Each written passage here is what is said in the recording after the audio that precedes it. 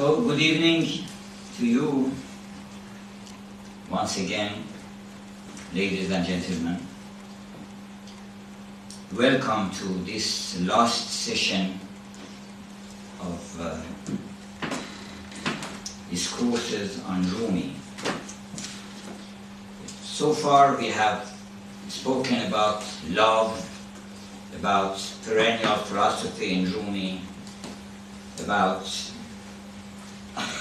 فيه ما فيه, discourses of Rumi.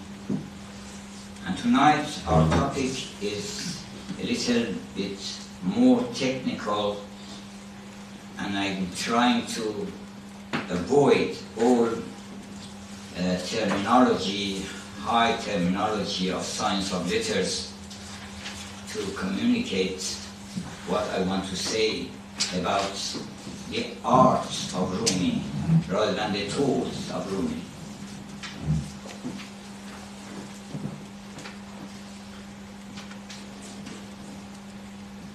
We are going to serve the cup of beauty, intellectual beauty tonight, just as Shelley wrote hymn to intellectual beauty. This is Rumi's hymn to intellectual beauty. You know,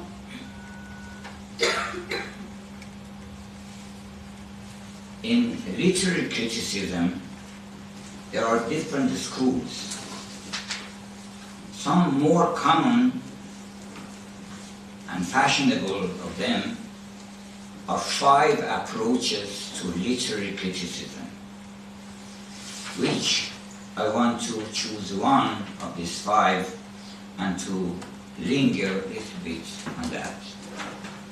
First is the moralistic approach. When they want to evaluate a work of literature or even art in general, sometimes they evaluate it according to morality, how far it is in harmony with the morality of the society, with the morality in general, how are the characters, the ideas. That is moralistic approach. The second is psychological approach, more common and more appreciated by scholars, because the moralistic approach is often attributed to people who have certain inclinations towards interfering in everything with morality. And often they accuse or often they condemn certain books because of not being in harmony with morality, while it has nothing to do with art. Art is beyond morality and immorality. Morality is what the artist may use or may not use. But I'll tell you later that morality is an integrated part of all art, without any intention on the part of the artist.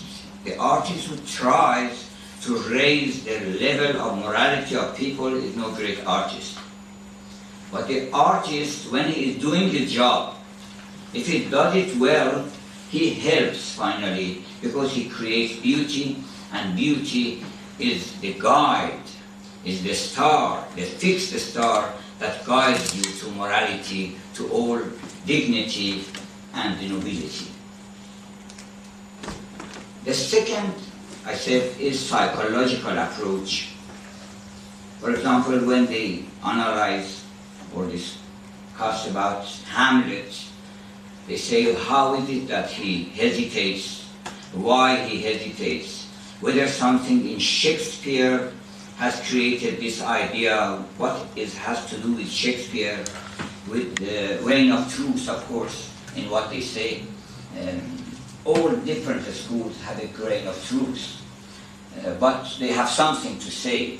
But people who look from a higher horizon, they can see all of them, that the psychology is right, sociology has its own share, form has its own share, and tonight we are going to speak about Rumi as far as the form of his poetry is concerned. And some scholars believe that Rumi is a man of Sufism, a man of didactic poetry, a master of mystical, theological, theosophical ideas, but he is not a master of art.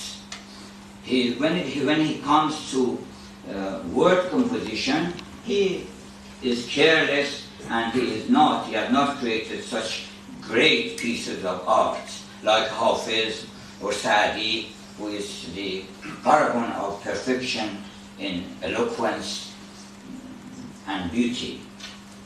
I want to say it is not true. Rumi is a great artist, and he is very careful, although he often emphasizes that these forms I put away, I relieve myself from all these forms, and this mufta'ilun, this is the rhythm.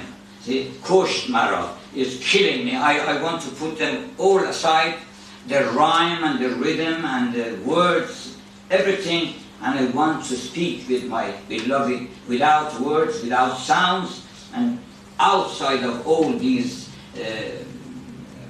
involvements. But at the same time, when he is calling to his beloved, to his Lord, he says, Khosh nishin, ey qafiya andishe man. I don't think about the rhyme, but you think about it. If you are drowned in the meaning, drowned in love, drowned in beauty, then whatever you say is musical, is harmonious, automatically, spontaneously. Rumi is not very careful to put this word or not that word, but the music comes with the idea. When the idea is bringing Rumi to dance, he is dancing and speaking and spontaneously composing poetry. Some people even believe that first comes the rhythm and then the ideas. He fills the rhythm with ideas. See, sometimes if somebody is playing some rhythm, is beating, you may enter the circle and start dancing. Your dance fills in the rhythm, because the rhythm is ready, then you fill it with some melody, you fill it with some ideas, you fill it with some meaning. See, but this is just like a container, empty, and it is ready for someone to put the water of meaning or the wine of meaning or the wine of beauty into it. So, at first I have to give an introduction to the idea of form. Form is one of the most common concepts in literature. It is so vast, actually hundreds and hundreds of books have to be written about form before you can understand something seriously about that and to come to know what is what. And it is very difficult to put people into picture when it comes to form, because so many different, sometimes contradictory meanings. Sometimes form is depreciated, sometimes is appreciated. Form may be God. According to Aristotelian philosophy, form is the unity in everything. Everything which has a form, the form of it is different from the matter of it. For example, a pitcher, a goblet, a cup. A cup is a form. The matter is not important. And the form is what gives unity and personality to a composition of material things. When you speak of form, you speak of eternal realities, you speak finally of God, because God is the absolute form. everything has some potentialities and some actualities. The actuality is the form. The potentiality is the matter. So the more you have actuality, you are farther from matter. Until you come to God. God is full actuality, and nothing in him to come from potentiality to actuality. He is full, perfect, and he is waiting nothing. This is one view. From another point of view, form, you say, what is these forms? You have to go to meaning. Rumi says, یار معناشو که صورت رهزن است. Be a friend with the meaning, because these forms are robbers, are thieves. These forms take you astray, misguide you, because forms may look the same, but the meaning far, far different.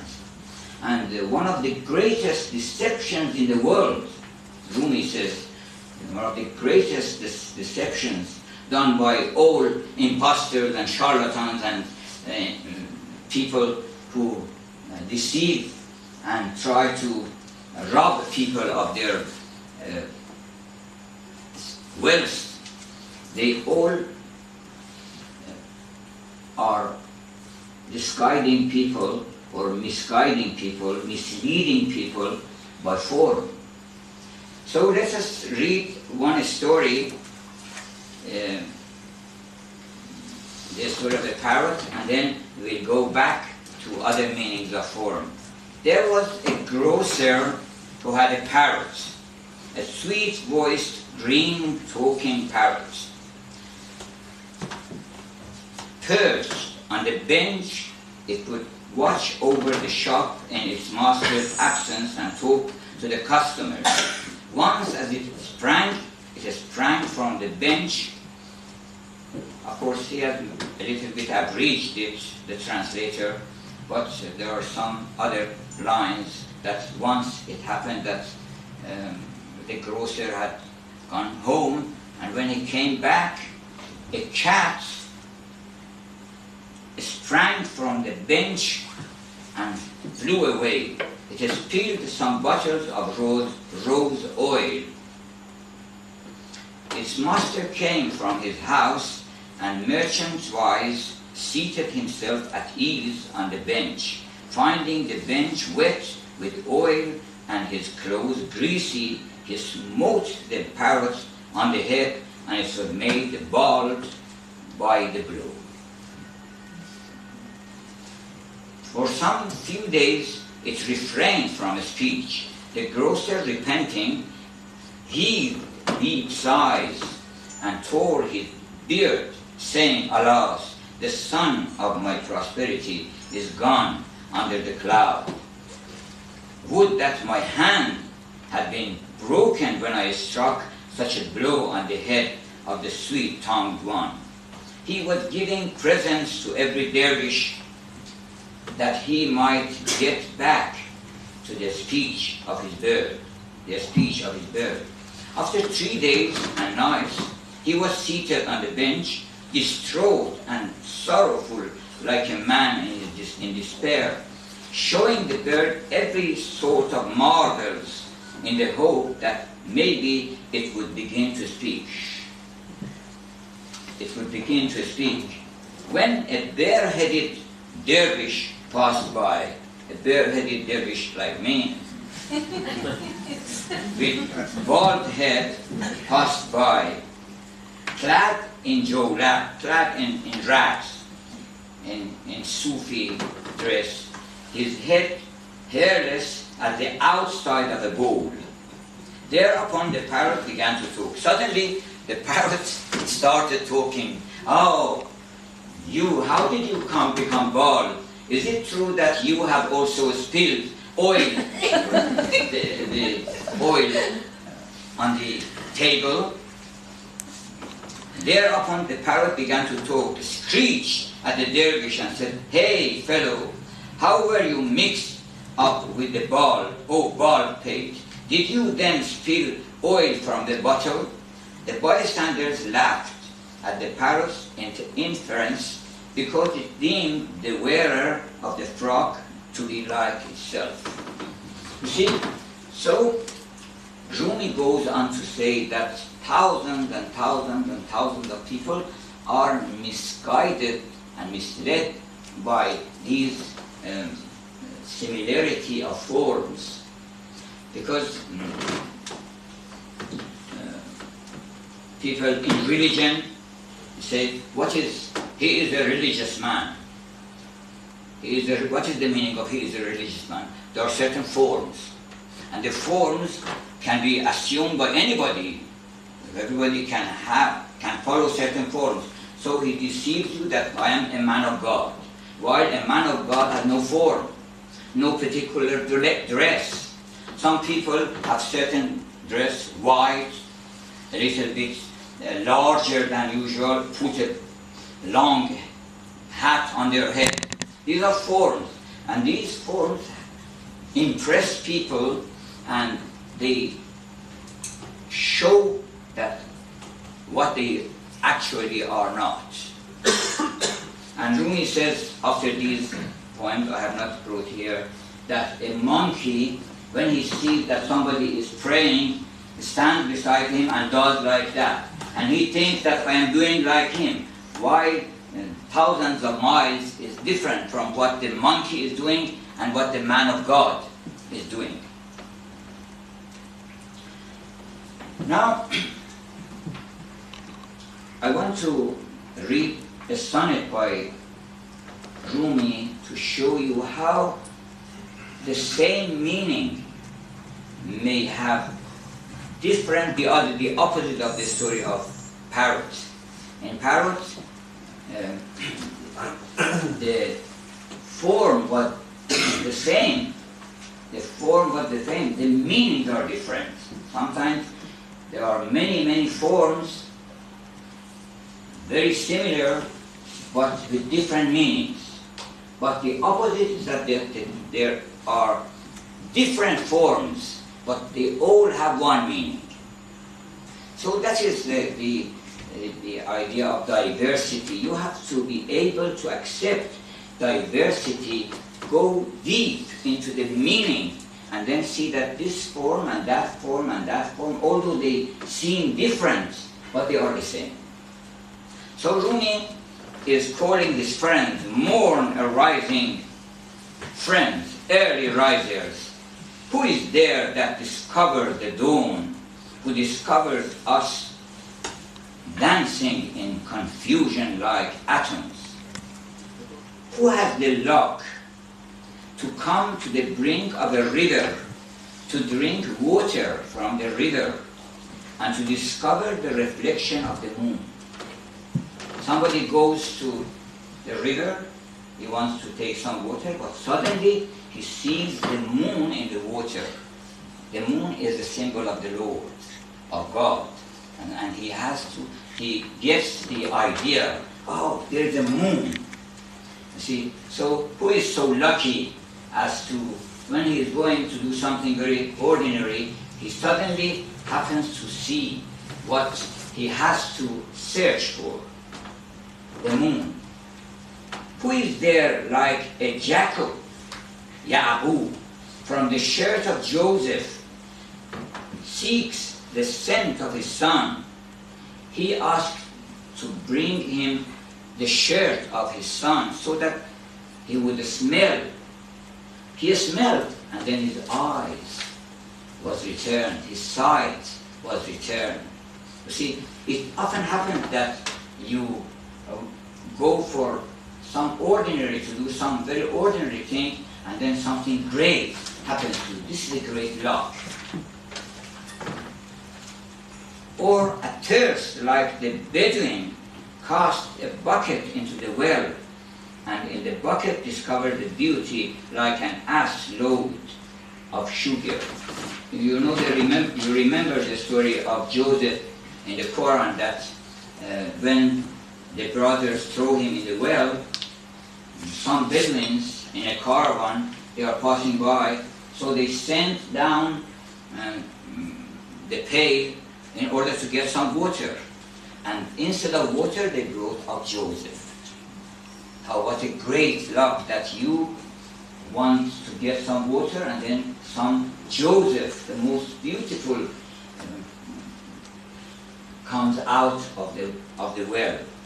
Or like Moses. You see, there are different things, but they all gives a tiding, gives of a miracle of grace of God. God's grace may come at every moment, in every form. Or like Moses seeking fire, who seeks out a bush, comes to gather the fire. According to the Quran, when Moses saw the fire, he said to his wife, that let me go to the fire and bring you some flame so that you would become warm. But he went there and he saw the light of God. God was speaking from the fire. Sometimes you go to the fire and you see the light. Or like Moses seeking fire, who seeks out a bush, comes to gather the fire and discovers 100 dawns and sunrises. Jesus leaps into the house to escape from the foe. Suddenly from the house, he discovered the passage to heaven. God, he just running away from his foes into a small house. From there, suddenly God brought him up to heaven. Or like Solomon, he split a fish. This is about Iranians' custom when they have, during Nowruz, the traditional food for the night of Nowruz, the New Year's Day, is mahi, is fish. Why? Because in the belly of the fish there is the ring of Solomon. You have lost in the hope of getting and refining and regaining our lost ring. We try to open the spiritual world. People who go fishing, finally they become fish. According to a poem in English, by Shelley, if you constantly go for fishing, finally you become a fish and you go to the sea. Sword in hand, Omar, the friend of Muhammad, Omar, the second caliph, comes intending to slay the Prophet. He said, I'll go and kill this man. He came there and he was devoted and he was attracted and he lost all his heart and he was one of the friends to the end of Muhammad. Sword in hand, Omar comes intending to slay the Prophet. He falls into God's snare and discovers the kindly regard from both fortune. Or like Adham the son. See, this is the art of Rumi. He has so many images at hand. He is never short for creating any new image for the same idea. And these are allusions. You know, allusion in poetry is one of the figures of speech, but it is more important than a figure of speech. I'll explain a little bit about similarity and metaphor. People think that, well, similarity or simile or metaphor or metonymy, they are something very simple. Because you say, okay, her face is like a rose. Her eyes are shining like a star. This is simile. Or sometimes you say her two stars. Instead of saying like, you directly say the rose came, meaning my rose-faced fair mistress. This is metaphor. Metaphor is when you don't say this is like that. You say this and you mean that. or like, I will finish this, or like Adam's son, he drives toward the deer to make the deer his prey, and instead discovers another prey. He was himself a prey to the deer, because he was going to prey the deer. The deer turned back and said, have you been created to follow me and to kill me? Is that the end of your creation? He thought for a moment, and then he stopped. And he was the prey of some great, great ideal. Or like the thirsty oyster shell, he comes with gaping mouth. When you open the mouth in order to get some water, suddenly pearl. Instead of a drop of water, you get the pearl. So Rumi constantly plays with images, and these images are of great service in literature. Some people think that this is just some ornament for literature. You are saying something, and then sometimes in order to bring some charm to a poetry, you say, you assimilate, or you compare two things together. It is not that. Simile and metaphor and metonymy and allusion, it means identity. Sometimes you say A is B.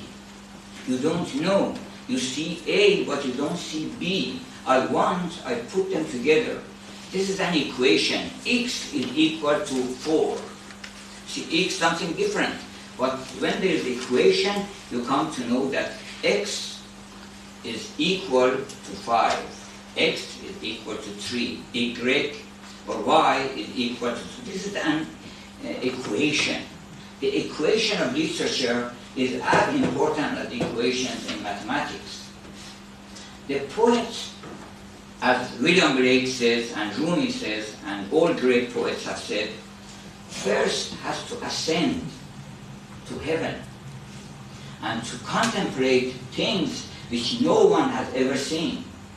He comes to a new consciousness, and he is eager, he is desperate actually to communicate himself and to make people conscious, to make people aware, to give the news to people that I have been in such and such place.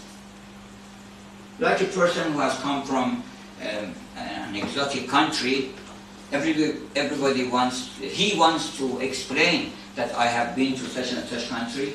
The people were like that.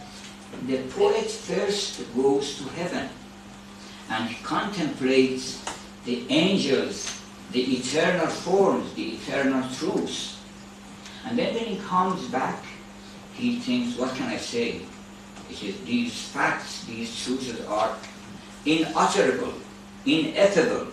Ineffability is one of the characteristics of mystical experiences. One is it is ineffable unless you just employ some image.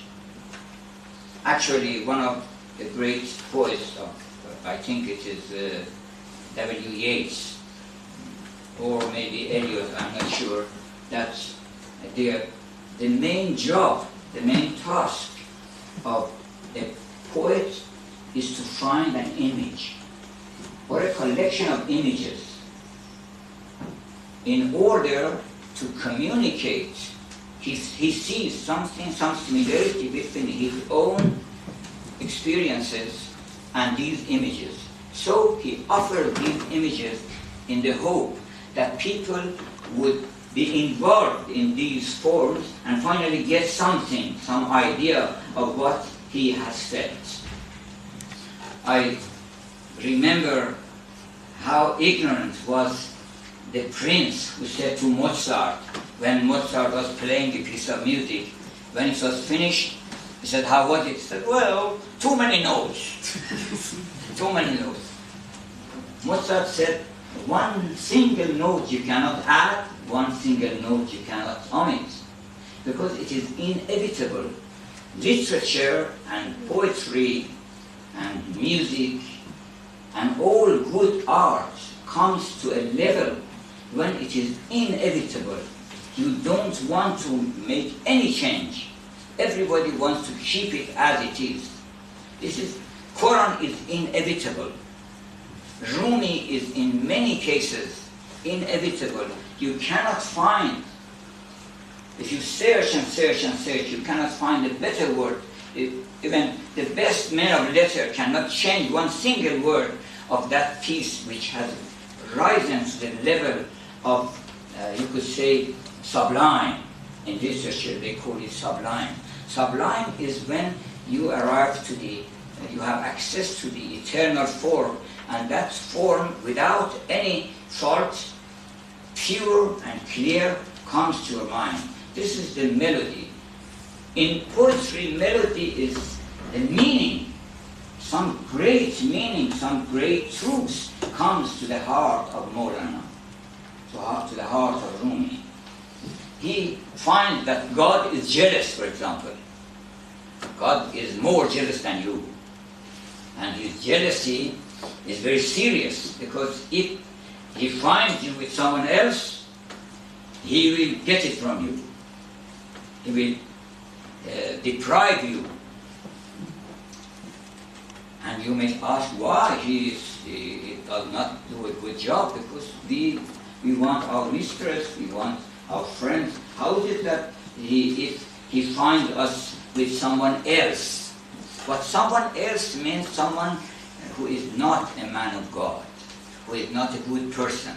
If you are with a good person, you are with God. If you are with your mistress for the sake of beauty, for the sake of goodness, on the basis of justice, then you are with God. So God is not jealous with you. So this idea, when it comes to the mind of the poet, then he tries to give it a form. And what is the rhythm then? The rhythm is because the idea is so full of joy. The idea is so delightful, that you have to dance. So you have to give it a rhythm. And that rhythm is light and lively and gay. It is not a gloomy. Of course, we don't have any gloomy rhythm, because all rhythms are happy. People say, is that the sad part of the music or the happy part? All is happy part. There is no sad part of music. Music is all happiness. It comes from the realm of hope, the realm of beauty, the realm of delight, the realm of happiness. True music, like Handel, for example, it's coming from paradise. So rhythm may be more lively, more you may contemplate. Sometimes it is more good for contemplation, sometimes good for dancing. When it is very slow, you see 1, 2, 3, 4. You have time to think about it. See, you are moving, but you are happy. You don't lose any hope. We don't have any sad mood in music. So all the music, even the poetry of Nasr Khosrow, somebody asked me, how is it that people don't like Nasr Khosrow as much as Hafiz? And I said, partly it is because of the rhythm. Rhythm is heavy, is contemplative. It is not lively and jolly as it is that of Rumi. I have changed some of the rhythms of Rumi into certain forms in painting. I'll show you. See, since they turn round and round, this is one of the rhythms. Actually, 3 forms of poetry can come into this circle. You see, it is like this. ای عاشقان امروز ما ایم و شما. You see, dum dum dadam dum dum dadam dum dum dadam dum dum dadam. ای ساربان آهستران کارام جانم می رود. Dum dum dadam. You can dance with it. But if you start from here, Da-dum, dum, dum, da-dum, dum, dum. You put two first. Da-dum, dum, dum, da-dum, dum, dum. بیا تا گل برافشانی می در ساغر اندازیم. See? So they're all full of joy, full of delight, and no one more than Rumi has created forms. He has almost used all the forms, all the rhythms he has as a heritage of Persian literature he has got. But he has added some new rhythms. I will explain in my next lecture what are the rhythms created by Rumi. One actually is created by Sadi, which is perfect, most beautiful, and Rumi has used it but has not made a great job of it. Sadi is more famous in that rhythm. So, in literature, music, if it is compared to music, the melody is the meaning, the rhythm is the mood. You're happy, you're thoughtful mood. And the harmony is the figures of speech. Many of the figures of speech are the harmony, because people who do not get the idea, get the meaning, and then create the form.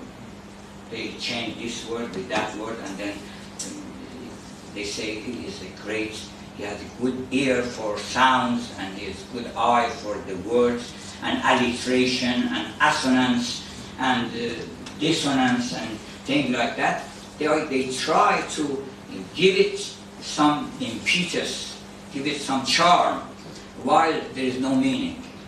And they don't see that none of their poetry has become popular.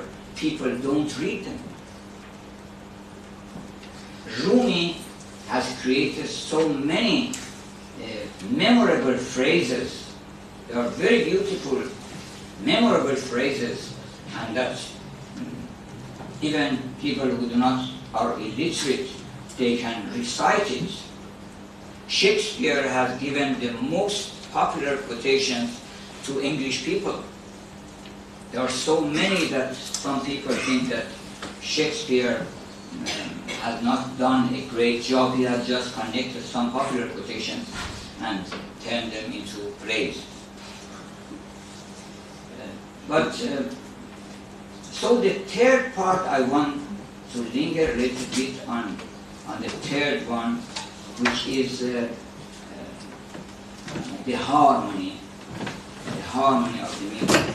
I will read 2 or 3 pieces, if we have time, of course.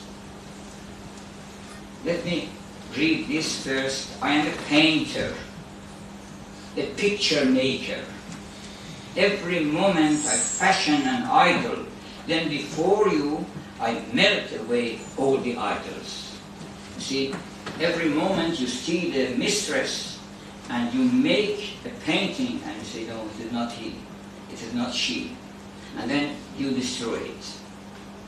Because you yourself understand that this is not a mirror before your mistress. I raise up 100 images and mingle them with the spirit. When I see your image, I cast them in the fire. You are the vintner Saki, or the enemy of the sober, or the one who lays waste every house I build. Whatever house I build for myself to live in, you destroy it, you make it ruin.